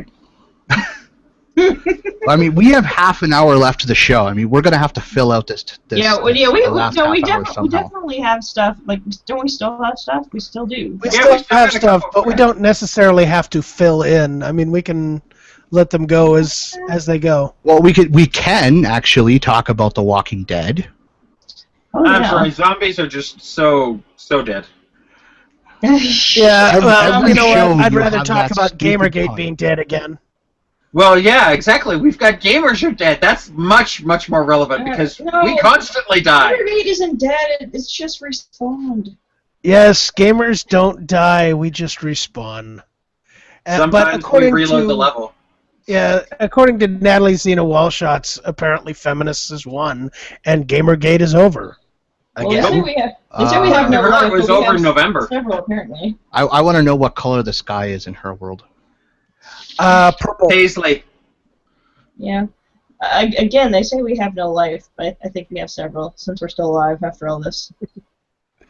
Well, what happened was at the beginning of this, Gamergate went up, down, left, right, B, A, start, select quite a few times. Yes. Classic Konami code. There we go. Oh, God, yes. You don't get much more geeky than that unless you're talking about who wins between Batman and Darth Vader. Neither. The Force wins. Well, if it's a dirty fanfic, then we all win or lose, depending upon whether it's or not is your thing. Yeah, that's not And my. if Rachel's writing it, it's got tentacles. Well, you know, Always force with the binds and tentacles, Rachel. penetrates. Well, you know, the force binds and penetrates, you guys. There's no way I cannot make that joke. You know, this is actually surprising because we had a lot of topics this week, and we seem to have blown through them. Well, no, we still have a We couple. still have, we still have some left. We still do. exposing a hate movement in gaming, I guess. Oh God! Wait, what else did we? There's Yeah, so many different things. No, this is Sarah Nyberg. I can't remember who the hell she is. I don't even care, honestly. Basically, somebody who jumped in front of the Gamergate train and said, "Oh my God, it hit me and it was aiming for me." Oh my gosh! Please donate to her Patreon. She needs to afford those therapy bills. I love this though. My websites were taken down from DDoS attacks. Gamergate websites openly posted instructions on how to illegally gain access to my servers via SQL injection exploits. Okay, now, speaking as a web designer, if you leave your site open to SQL injection exploits, it's your own fucking fault that you are an incompetent programmer. Hey, Rachel, how is the Honey Badger website doing with their DDoS attacks? Oh yeah, it's doing fine. They got the achievement. Yeah, I think we got the achievement. Achievement has been unlocked. Senpai noticed us, but the thing about it is apparently they were really doing a pretty shitty job. Apparently they were really trying pretty hard to DDoS us, and the only way that they were able to go over the edge is with the use of our normal traffic. In addition to that, so a bunch of people trying to get into the site at the exact same time, in addition to their attacks. But yeah, basically we found that there was a lot of different activity coming from one place. I don't know, it's hard to tell, but basically it was a lot more than normal.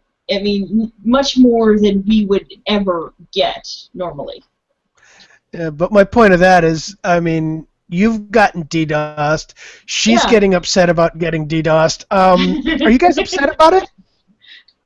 I found it hilarious. I actually felt a little bit bad for laughing. I'm like, wait, we're getting DDoS? I cracked up because it's just they think that sort of thing is going to bother us. Oh, wait a minute. I know who Sarah Nyberg is now, the person who claims that we're running her over. But... Oh God, yeah. The thing is that what I was going to say again is that they think that this sort of thing is going to bother us. It doesn't. We just, fix the problem and move on. It's like a minor annoyance at best. Yeah, but see, that's the thing is that's the difference between, say, a normal human being and a feminist. Yep, pretty much. A normal human being fixes the problem and moves on. A feminist whines, cries, and please donate to my Patreon. Yeah, they're just gonna just start crying the moment something bad happens. Like, oh no, they're holding my website hostage. You just wait them out. I mean, eventually they're gonna fucking quit. I mean, that's the thing. Eventually they're gonna get tired and realize oh, I've got other shit to do. But yeah, that's the thing. I mean, people can only DDoS for so long. Yeah, the whole thing is, though, that it's... I mean, look at it. It's Sarah Butts claiming that Gamergate targeted her. Gee, why did anyone in Gamergate even give a shit about her? Because she was taking things out of context and basically slandering everyone.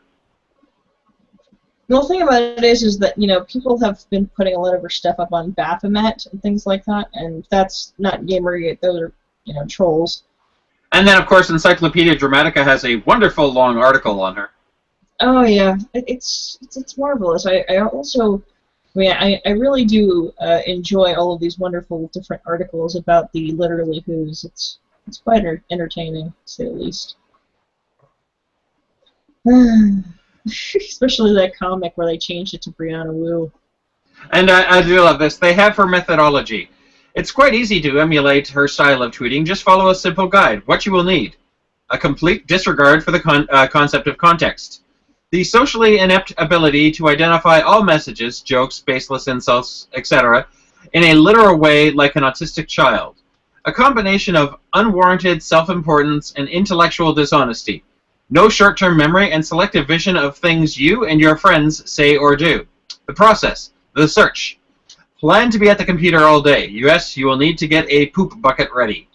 2. Log into Twitter, open up no less than 255 tabs, each of them for feeds of a different Gamergate supporter and site. 3. It's been 5 minutes. Have you found anything that is remotely incriminating? If yes, go to the capture. If not, select one of the following options. A. Retweet some stupid tranny shit. Lower the standards of what incriminating and repeat. Post about evil Gamergate boogeymen coming to rape your women's. 2. The capture. Screen cap one tweet and one tweet only. The conversation doesn't matter because if you cared for the discussion, you wouldn't be doing this inane shit, right? Fill in the following Mad Lib. Someone you don't like / Gamergate actually think tried to hyperbole of whatever you found and post. There you go. You can now be Sarah Butts. Oh, God. Oh, jeez. The stupid... Also talk about fucking a dog. Oh, yes. You know how much... Whoa, time out. Did she talk about fucking a dog? Yeah, yes. way back when she was, they found some conversation between her and a bunch of other people. It was a rather regular thing that she would talk about, an interest in bestiality and pedophilia. And I quote, "My wife and I are new to the canine thing, but are very aroused by it. We both have tried oral on our canine, but his knot goes away after just a few minutes and loses his hard-on. Is there any way to help keep him up? Also, my wife wants to see me getting taken anally by our canine. Is there any real difference between anal and vaginal canine intercourse?" Yes, that was the thing. There was, yeah. And there was anybody takes a person like this seriously? Yeah, and also there was many posts about, especially from people who knew her, talking about how she would regularly talk about an interest in young girls, like young girls. This person needs to be in jail, not on the internet. Or at least in a nice padded cell. Yeah, and the thing about it is that these people this was happening also around the same time people were accusing 8chan of harboring child pornography and things like that, where... Well, of course she was there, that's why she was looking for it. That's something new. Oh, God, but yeah. Just saying. But moving right along... That's fucked up. Yeah, that's... Well, we've known about this stuff for a couple months now, I guess, but we've never gotten around to mentioning that, have we? Oh, God. So, in all seriousness, no, we really do hope Sarah gets the help she deserves. You know, any kind of mental help, any kind of... Maybe some tranquilizers? Tranquilizers, drugs, any kind of psychiatrist. Yeah. We hope you get them, Sarah. You really, really do need them. Yes. And we want you to get the help because we are all about making sure that people with mental illnesses get the help they deserve. Yes, indeed. No, I think on this point, it's getting the mental health she needs.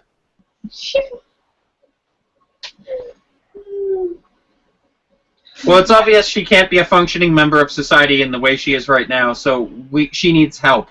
Yes, well, Not I'm Patreon. She needs help in a small institution with a locked door. I'm thinking we need some people to come in with some big white coats and with the built-in hugs. Yes. Oh, we've gone way off topic. Well, not necessarily. I mean. No, it's still on topic. It's one of the topics. Oh God.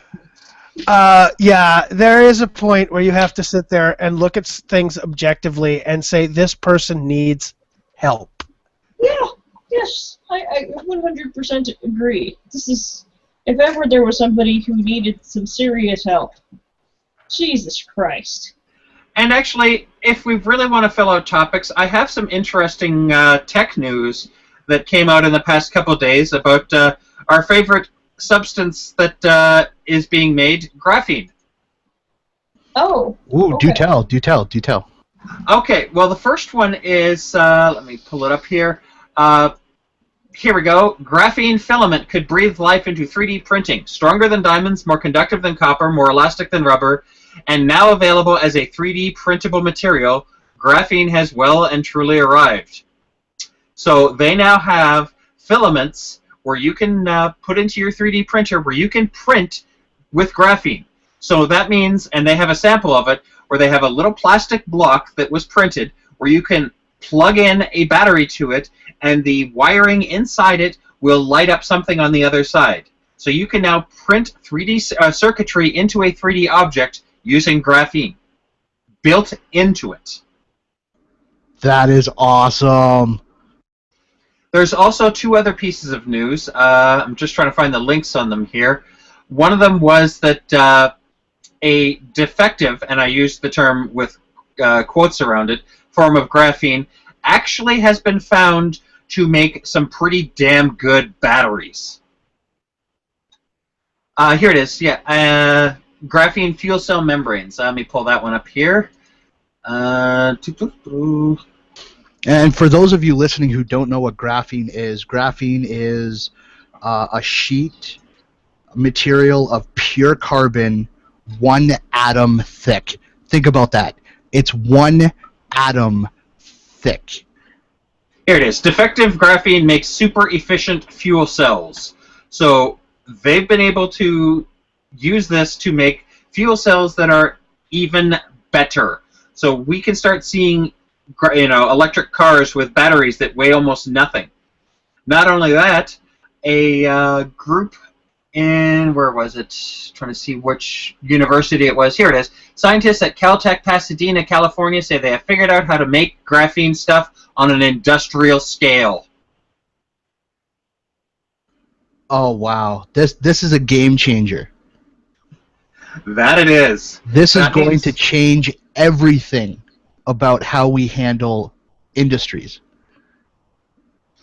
Graphene has finally arrived. Also, speaking of 3D printing, they came up with a new method of 3D printing which, while it still kind of prints in layers, it does so at 25 to 100 times the speed that it regularly does and is much stronger than conventional means. Now that's interesting. Yes, I keep up with all the 3D printing news because, well, I'm very much into 3D, so... But I'm more interested in graphene and how anybody really has found a way to manufacture it in a practical sense. Because graphene, it's 1 atom thick, it's lighter than paper, but it's stronger than steel, it's stronger than diamond. And it's just as it's more conductive than copper. It's stretchable. It's conductive. More conductive than copper. So technically, we could get away with making graphene wiring and stop the problem of copper wiring being stolen. And it is pure carbon. Remember that, pure carbon.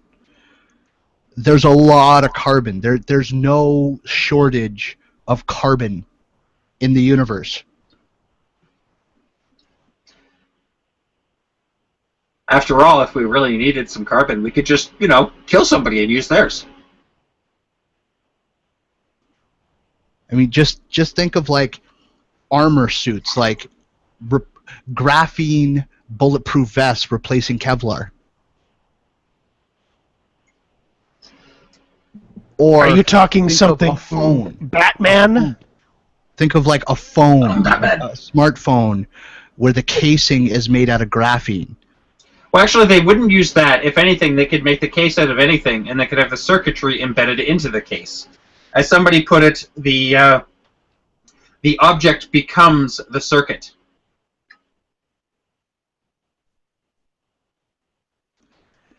This is a game changer. I mean, this is going to change a lot. Well, I'm gonna say it sounds like Batman level armor and weapons. That would be interesting, but yeah, we'll find out. I'm in awe. I honestly don't really know what to say. Yeah. It's kind of that moment where you just sort of sit there. Kind of like just sit there, just hands on his cheeks. Head tilted to the side. Yeah. Well, anyways, 10 minutes left to the show. 10 minutes. I want to talk about The Walking Dead because a couple of interesting things have happened in the last couple of episodes. Except for the fact that I think the closest person to keeping up with that would be me, and I'm still a few episodes behind. Oh my god, seriously, dude? Come on. You have been a few episodes behind for how long now? I'm so behind, like, really. I don't know if I ever want to go back and watch it. It kind of lost me, but maybe I'll start watching it again. I think we've got Game of Thrones starting up again. And actually, speaking of Game of Thrones news, we do have that George R.R. Martin canceled a comic convention experience to actually sit down and write the fucking books. Wow, so maybe he'll finish the book before the end of the season. Possibly. But the fact that he actually said, you know what, I'm just going to not go to this comic convention, I'm going to sit down and write, means it's a good sign. Maybe he's realizing we want him to finish. Well, he knows. Like, there's a reason why we call him the Great Bearded Glacier. all I'm saying is that he better not kill off Tyrion. Right, George, right like the wind. Oh, great. Now you know that that's exactly what's going to happen, because as soon as a character gets popular, the first thing he does is kill them off. No, because he's still got Arya around, and he knows better than to kill Arya because that's his wife's favorite character. I don't know, man. It seems like all the best characters die right when they're getting really good. Well, you kind of expected Sam Bean to die. Well, I mean, one of the things that actually did happen in The Walking Dead, the doctor turns out to be a drunk and a wife beater and a child abuser, potentially.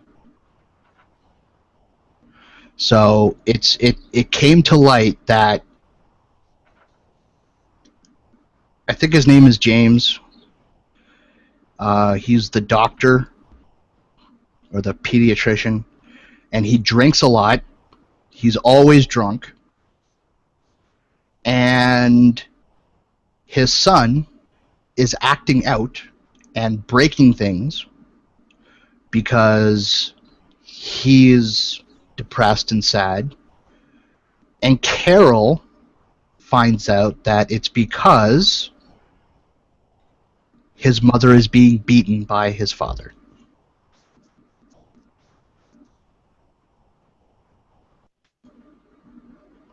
Comments, anyone?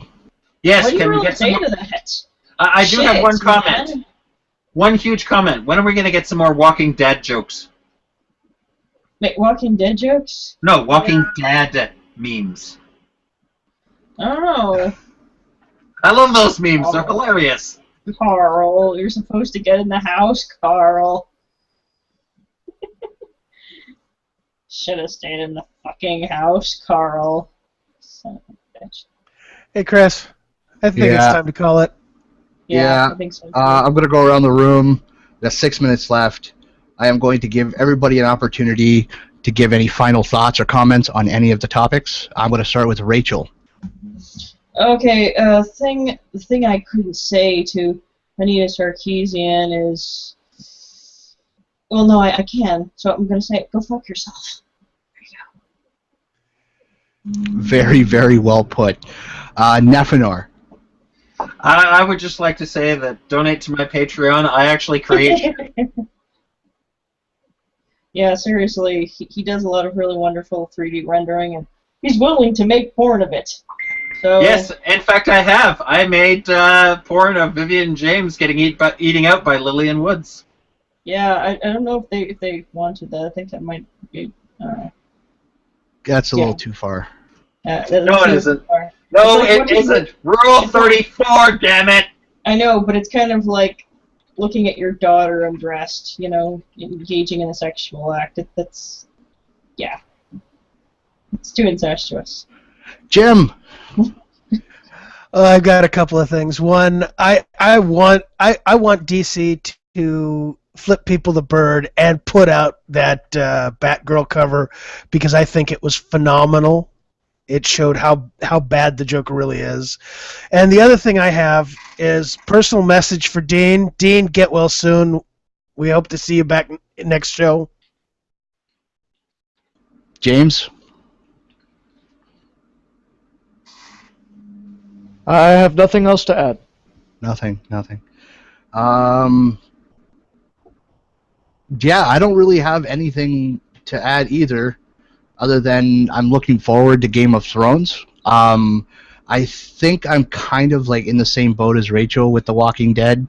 I had to go back and watch 3 episodes yesterday to catch up because I just didn't feel like watching them when they were on TV. So I don't know. They have to do something with that series to reinvigorate me as a viewer, but I'm looking forward to Game of Thrones. We're going to be talking a lot about that. We may even get Dr. Tara Palmadier on with us because she is also a Game of Thrones fan. So we might have her on as a guest to talk about Game of Thrones. And yeah, take the red pill.